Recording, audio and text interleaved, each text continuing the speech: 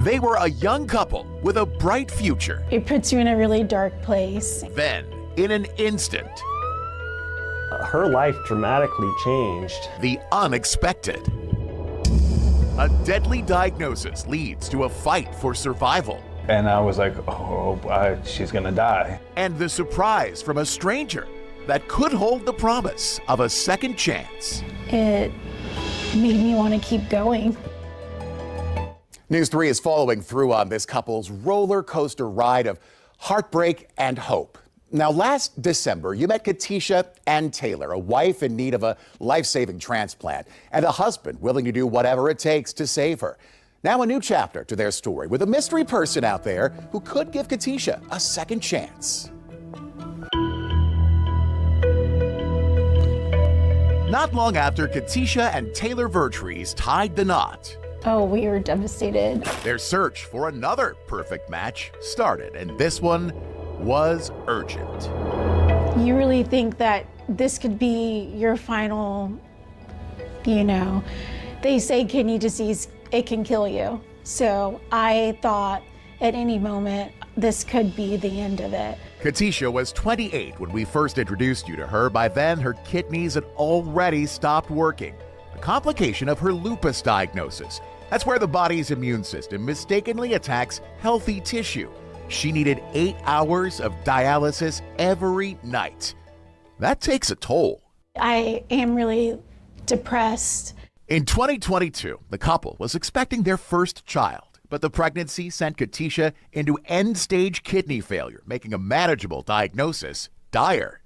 And then, a miscarriage at just 15 weeks. I tried to live every day, really happy and pushing through, but it's really hard. The only way she could ever lead a normal life is with a kidney transplant, one of the nearly 100,000 on a years-long waiting list. So Taylor turned to, where else? Social media for help. He's part of a local band, the Fighting Jamesons, and shared his wife's plea for a donor on their Facebook page. Support for Katisha swelled, and earlier this year, promising news. Doctors identified a possible match. We were getting the workups, we were getting the updates because we were able to talk to the person.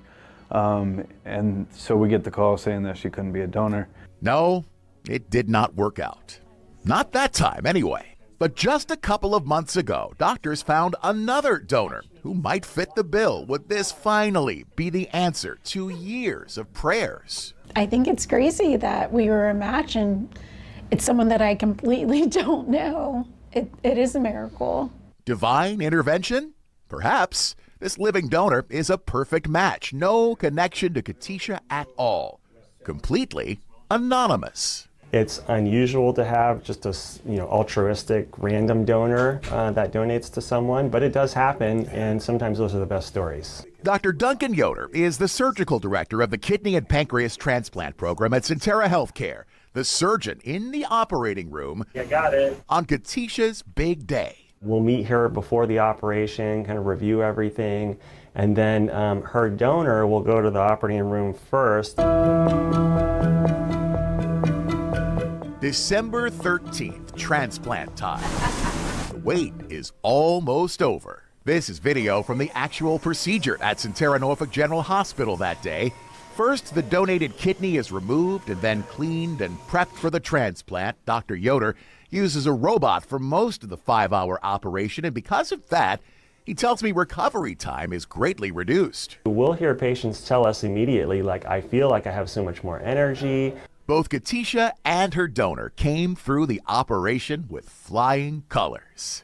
When we talked a few days before her surgery, I asked Katisha what was going through her mind, knowing all of this uncertainty, the agony, could soon be in the past. I think about the future.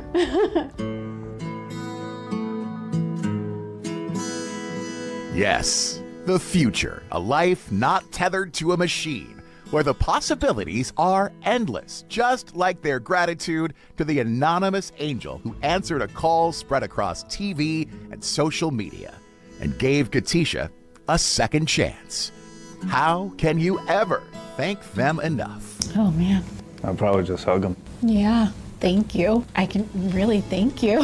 Thank you so much. I owe you everything. Thank you.